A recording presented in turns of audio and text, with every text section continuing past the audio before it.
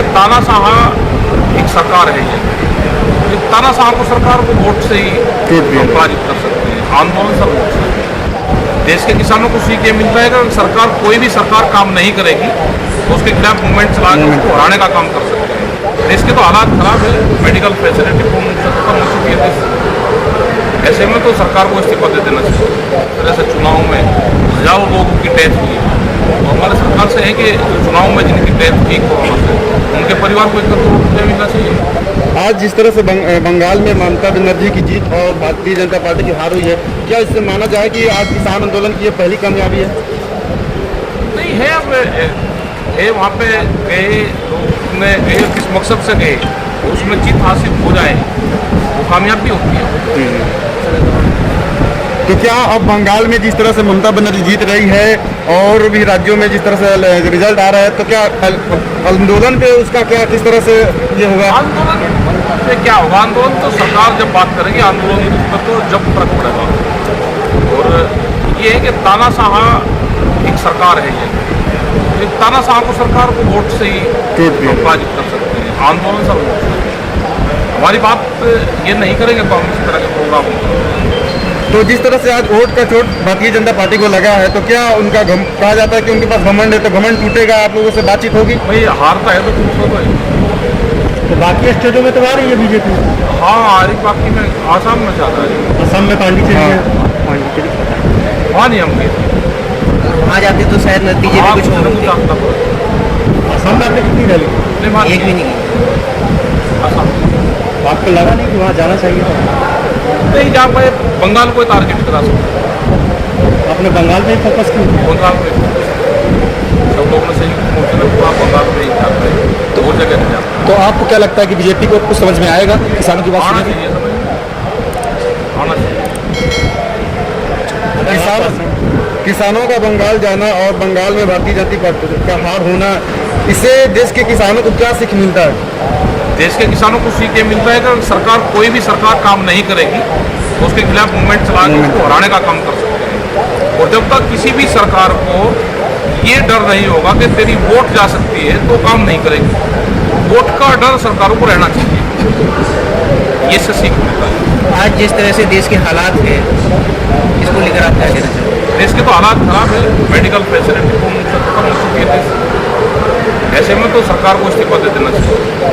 तो माना जाना चाहिए कि जिस कुर्सी के लिए वो इतनी मेहनत की, जनता की फिक्र नहीं की, ना तो कुर्सी रही और ना ही नहीं देश बचा उनसे। देश में जो हालात हैं, हालात ज़्यादा खराब है। आज जो कोरोना नाम की एक बीमारी है, जो तेज बुखार है और लोग की जिस तरह से डेथ हो रही है, इससे शर्मनाक स्थिति नहीं हो सकती कि देश में हवा भी नहीं मिल रही, देश में ऑक्सीजन के अभाव में लोग मारे जा रहे हैं। बड़े बड़े हॉस्पिटलों में ऑक्सीजन नहीं है, ऐसा हमारे क्या ऐसा लगता है कि जिस तरह से ऑक्सीजन की किल्लत है कि ऑक्सीजन के साथ भी कालाबाजारी हो रहा है देश में?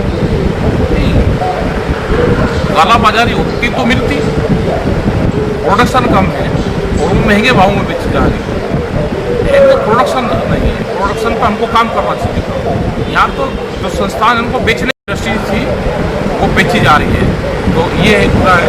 और यही है दिन दूसरे वाले चीज़ों में भी यही आप डॉक्टरों की जो फैसिलिटी है वो डॉक्टरों की है, ना डॉक्टरों की सिक्योरिटी का कोई इंतजाम है, ना पुलिस प्रशासन के लोग अधिकारी, ना उनकी सेफ्टी का कोई ध्यान नहीं। इस तरह से चुनाव में हजारों लोगों की डेथ हुई है। तो हमारे सरकार से है कि चुनाव में जिनकी डेथ हुई कोरोना से उनके परिवार को 1 करोड़ रुपया मिलना चाहिए। जिस तरह से रिलायंस जो कंपनियाँ हैं, जो इंश्योरेंस वाली कंपनियाँ हैं, वो भी कोविड वाले मामले में अपना काम नहीं कर रही।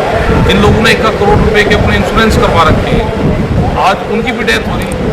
जिसने 1 करोड़ रुपए का इंश्योरेंस करवा रखा, जिसने 5 लाख का करवा रखा, 10 लाख का करवा रखा, तो उसकी भी इलाज के अभाव में डेथ हो रही। अभी जो आज तक के बहुत पत्रकारों की डेथ हुई है। दुखद माना जाए कि मतलब कोई भी सुरक्षित नहीं है, कोई भी सुरक्षित नहीं है। दुखद घटना है ये। हमारे जो यंगस्टर प्रेस के लोग थे, पुलिस अधिकारी थे, हमारे जो प्रशासनिक अधिकारी थे, डॉक्टर्स थे, इस तरह से आम जनता की डेथ हो रही है। जो यंग बच्चे हमारे जा रहे हैं, यंग एज में, ये दुखद घटना है देश की। सरकारें कह रही है पूरी व्यवस्था है हमारे पास, फिर भी कोई व्यवस्था नहीं है। आपको काम करने से चलता है। आपको क्या लगता है जैसे मीडिया घराने में अब मौत पहुंच गई है, तो जो मीडिया के लोग अभी तक सरकार का गुणगान करते थे, क्या आप सरकार के विरोध में बात करेंगे, स्वास्थ्य सुविधा में बात पता करेंगे? नहीं क्या करेंगे, लेकिन किसी की भी डेथ हुई है तो सर हेल्प कर रहे हैं महामारी में। हेल्प हम तो कर रहे हैं ना, हॉस्पिटल में बेड दिलवाते हैं, उनको ऑक्सीजन दिलवाते हैं, यहाँ से नहीं मिलती दिल्ली के लोग को ऑक्सीजन मुजफ्फरनगर से दिलवाते हैं, फैक्ट्री वालों को फ़ोन करते हैं, जो हमारा काम हम करते हैं।